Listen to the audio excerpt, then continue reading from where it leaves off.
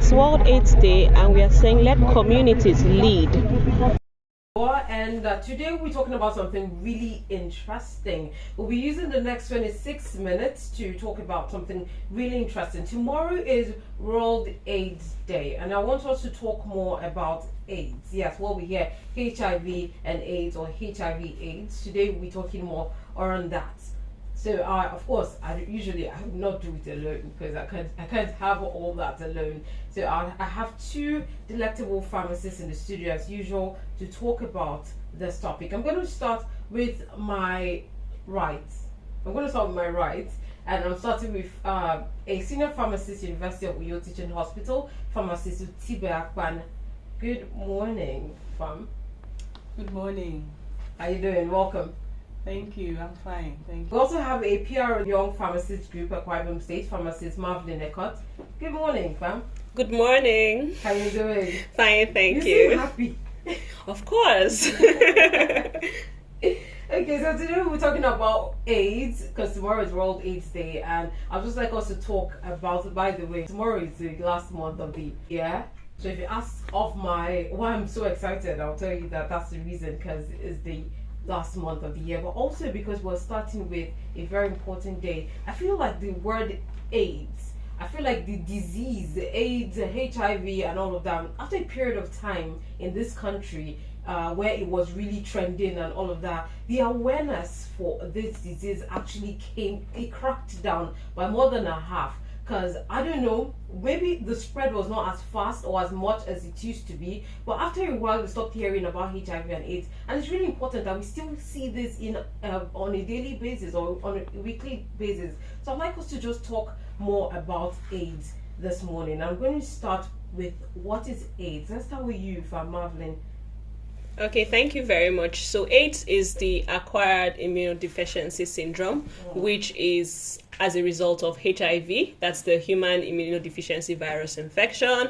And then when it's left untreated, it destroys the body cells, the tissues, and then it leads to the AIDS. That's the acquired immunodeficiency syndrome.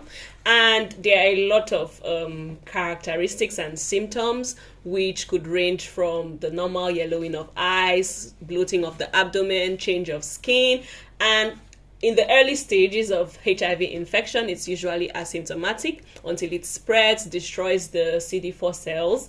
And what are the CD4 cells? Okay, that's the cells that help to fight infections. I'm just going to be putting it in very simple terms so that the laymen at home could understand. So the body cells that fight infections get overwhelmed by this RNA virus, which is the HIV virus, and then it leads to breakdown through a lot of symptoms, through a lot of complications. And that's why we as pharmacists are here to raise awareness that HIV and AIDS exists. And as we mark World AIDS Day this year, we are also going to highlight the role of pharmacists in prevention of this HIV and AIDS. So you made a point that HIV and AIDS awareness looks like it's reducing. Yes. But what actually happened is that there's the 95-95-95 principle of the United Nations. What's that? Yeah, the Joint Action Committee for AIDS by the United Nations came up with that principle, where the goal is that by 2030, 95% of people who have HIV and AIDS are actually aware that they have HIV and AIDS.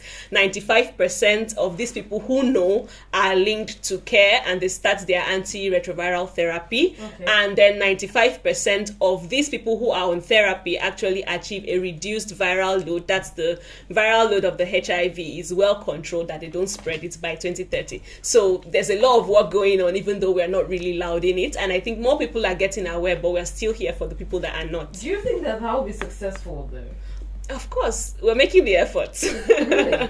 Yes. Okay, before we go into all the United Nations every, let me come to you, Afamtibe now.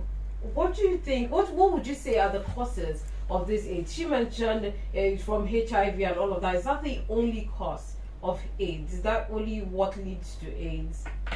Yes, so basically what she has said is true. What causes AIDS? AIDS is the last stage of this condition of HIV. HIV is the virus, that's the human immune deficiency virus that causes AIDS. So it's in stages. By the time it gets to stage 4, that's an AIDS defining illness. whereby the patient begins to, present with all sorts of conditions. That is an AIDS defining illness, AIDS of course. So I think what you mean to ask is the transmission, how it is gotten. Yeah. So basically it can be gotten via sexual contact for people who have multiple sexual partners. That's the major source, or that's the major route through which the virus is contracted. Then the other one is from the mother to the child during childbirth. Lots of people can be infected, or women can be infected with this virus and they are not aware. And if they have a very high load or viral load during delivery, of course the risk of transmitting that virus to that child is very, very high. So you have children being born into this world with that virus. Another route can be through blood products, through blood transfusion. It can be sharing of sharps.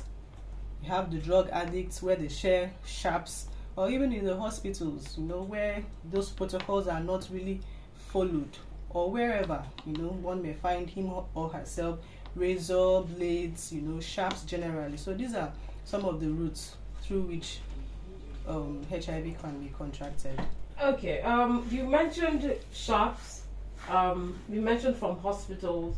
I just want to know, because I hear this a lot. If you kiss someone that's HIV, can you also get HIV? No. The virus is not actually in the saliva. But however, maybe if somebody who actually has HIV and then has a wound, an open wound in the mouth, whereby there is definitely a leakage of blood, into that orifice, the mouth, and then you kiss that person, of course, you are likely to be infected.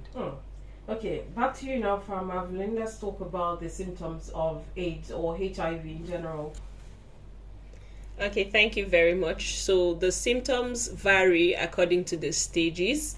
And like in the first stage is usually asymptomatic, so someone can get infected with HIV and not even know that they've contracted the virus. And then you could notice other symptoms as it progresses, like headaches, abdominal pain, swelling, and then it gets to the stage where they begin to have opportunistic infections, that is other infections that coexist with the HIV as a result of the fact that their immune system is suppressed. Infections like upper respiratory tract infections like urinary tract infections, where you hear people say they have urinary tract infections, they have toilet infections as they call it, but those diseases can actually live separately. They are separate from HIV, but they can have it without having HIV. Sure, okay. But the truth is that when a patient has HIV, it's easier to get other infections alongside because their immune system is already suppressed. Yes, and then with time it progresses to the changes in the skin, the changes in a lot of complications. HIV just progresses, and if untreated, if not properly managed, the patient could come down with a wide range of conditions, trust me, which could affect the liver, the kidney, and other organs. Is this actually curable? No, HIV has no cure for now, but HIV treatment is there. It's available once you get to know your status, and if you're positive, report to the nearest health center. Right now, we have a lot of structures in place to link people who are found to be positive with care. So series of tests are done on them to know the actual stage, to know the viral load, and of course, the drugs that are necessary for them, the antiretroviral therapy that is best for them is prescribed. And when they take this consistently and consciously, the viral load is suppressed till it gets to a point where they no longer can transmit this. That's why you hear of seropositive couple. All the creating of the awareness creation of AIDS. Let me start with you, Famtibe. Okay, thank you very much for that. So for role of pharmacists.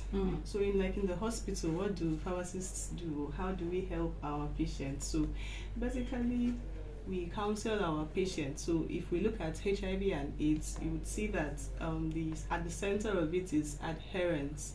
Like we said earlier on, the condition you can't cure it it's not curable. So you just have to manage it. So the patient has to be on this medication for life. So for you to achieve good viral load control, the patient has to be adherent on the medications. So this is where pharmacists come in. So we counsel our patients on adherence, the need and the importance for that. We also advise them on how their medications should be taken, the adverse effects to expect, and how to manage that. Some adverse effects, you may need to come back to the hospital, but not necessarily stopping the medication. In the community pharmacies, the pharmacist helps in HIV testing, logistics, drug refills. So these are ways the pharmacist comes in to help patients in the management of HIV. How affordable are these drugs? Okay, so the beautiful thing is that these medications are being funded by international bodies. So the medications are free. All you need to do is get tested and make yourself available so that you can commence, or the patient can commence treatment. Okay. So they are free. Okay, all right. From Madeline, now to you. Let's talk about some misconceptions, some myths about AIDS that you feel like it's probably causing some form of panic out there that you need to clear. Okay, thank you very much for that question. So first, I want to let everyone listening to us know that people living with HIV/AIDS are normal people. People living with HIV/AIDS are people that are like you and I and don't need to be stigmatized. There are a lot of myths out there. HIV is a death sentence, that you can tell if someone has HIV and AIDS by looking at them, that people that have HIV and AIDS cannot have children safely, or children that are HIV negative. All these things are myths. So I'm here to tell you the truth. The truth is that you should get screened against HIV, and if you are positive, get linked to care, get linked to medications. HIV is not a death sentence, and as long as you're on your medications and your viral load is controlled, is reduced, you're not going to transmit it, you're going to live for as long as. A lot of people walking around are living with HIV, taking their medications and looking even healthier than people that are not HIV positive. I'm going to ask. Yeah. Right? While growing up, we used to hear that people that have HIV look a certain way. They look like they don't have flares, they want to break or something. That's not true. Unless it gets to the stage where it is AIDS, that's the last stage. But HIV, which has treatment options where it can be controlled, the viral load keeps reducing, and you would live a healthier life. That's why it's important that before it gets to AIDS, once you know your status, start medications immediately, start therapy, and then follow up. Just like pharmacist Tutibe said, we are pharmacists and we are here to help you with all the medications that you need, the counseling. There are some medications that have certain adverse effects or side effects, which we will tell the patients and they prefer for it. Some of them need them to come back to the hospital or the healthcare facility.